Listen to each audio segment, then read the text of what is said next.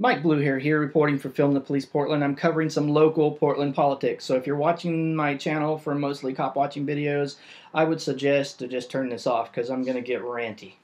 All right. Our mayor and police commissioner, because in Portland our mayor and police commissioner are the same person, and I believe that that's an inherent conflict of interest that doesn't exist in any city that I know of. I don't think maybe any city in the country. But yeah, so what this does is marry the executive officer of our city to the policing culture. So what could happen? Well, this could happen. Our mayor, Ted Wheeler, is creating a new city ordinance to restrict the First Amendment and your rights to defend yourself and protect yourself in the lovely city of Portland, Oregon. So he's calling it a reasonable time, place, and manner restriction. Well, that's already been restricted by the federal constitution. The federal law already claims the right to declare reasonable time, place, and manner restrictions on protest.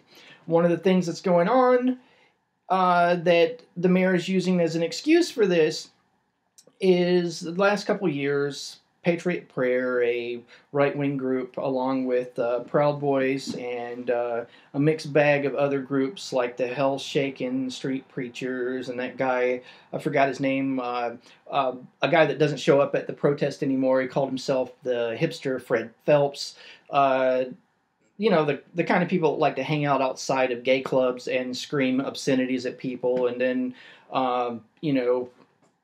express their religious beliefs, which they have a right to do it, but, I think it's kind of in really horrible, poor taste to go and pick fights with drag queens on a Saturday night just because, that's your idea of a good time. Whatever. They have absolutely every right to do it. But, so yeah, our secret agent mayor, and I have to describe a little bit of the social political scene here in Portland with the whole politics thing.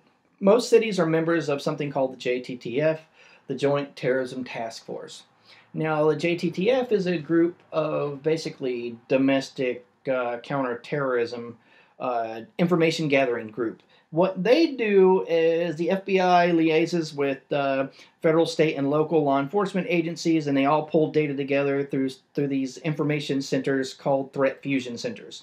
Well, a few years back, Portland pulled out of the Joint Terrorism Task Force, citing many complaints from the activist community here that they were going after and surveilling U.S. citizens using these terrorist scaremongering to do so. So Portland pulled out of the Joint Terrorism Task Force, and I think that was a great idea.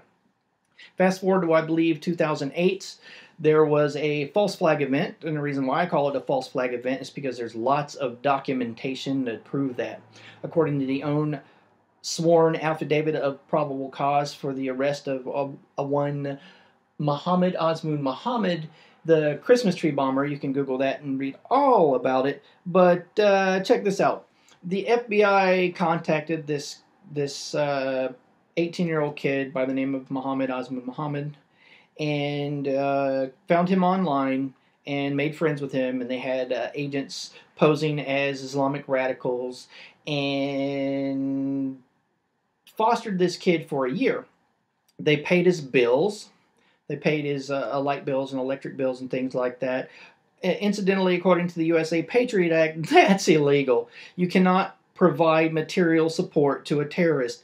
That's, but hey, government can do that kind of thing, but, everybody else can't. That's one of the inherent problems with this whole, post 9/11 world that we live in, is that there's just more tyranny. Osama bin Laden, if he was still alive, he would be pleased because our culture has been radically changed. One of the goals of a terrorist, is to change the political landscape of your target country. And boy, have we been changed so much since 9/11. The things described in 1984 that I had to read when I was in 10th grade, that dystopian nightmare has been far exceeded. The police state surveillance state. None of that is shocking anymore. You read that and you're like, but wait, all these things are already happening. This is supposed to be some dark, scary future, but now it happens and people just don't bat an eyelash. So even though we are part of the Joint Terrorism Task Force now, because they used that false flag act of terrorism, we had, and just to digress a minute, they actually took Muhammad Osman, Muhammad out into the woods and blew up a real bomb as well. So they fostered him, they made friends with him, followed him around for a year,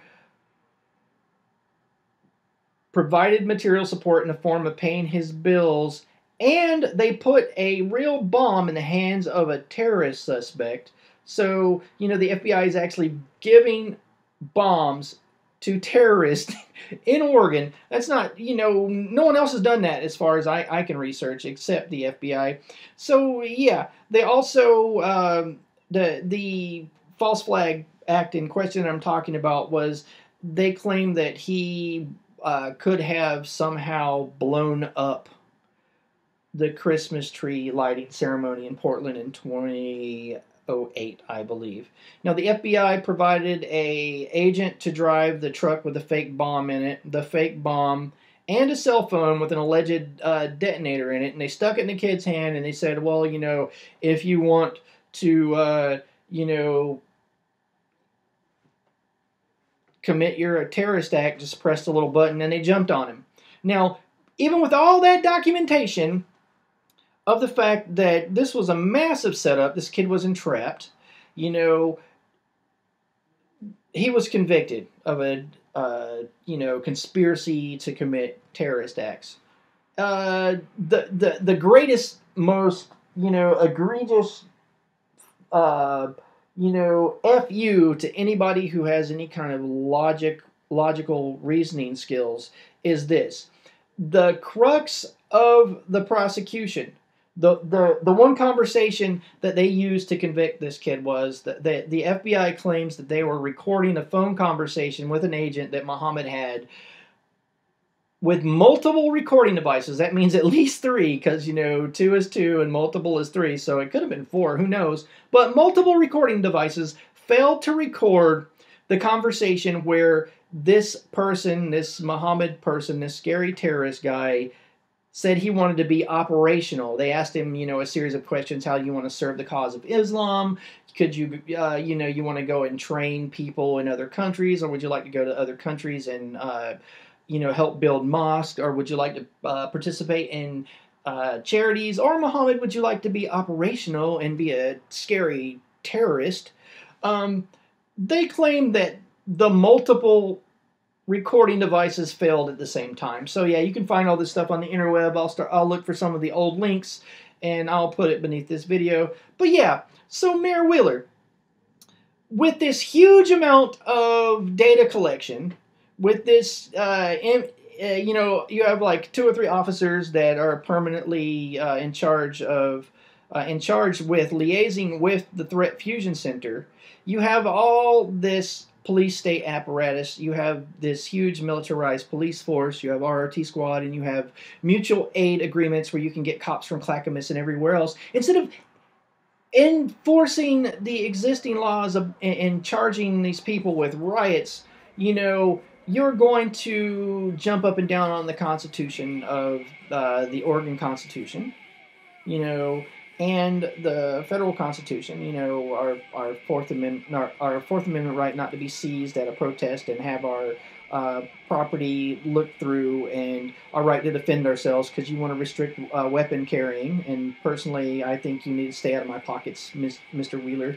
Your hands and your government agent should stay out of my pockets. I should carry anything I want in my pocket as long as I'm not, aggressing or hurting another individual. I don't think you have any right to be doing that. So you just need to cut it out. People should have a right to express themselves and gather in any way they see fit. As long as they're not hurting other people, you need to, step off of it. Get off of the rights of the people. It's only a matter of time before the American people stand up and finally get tired of these, usurpations of our natural rights. You know, it's ridiculous, Mr. Wheeler.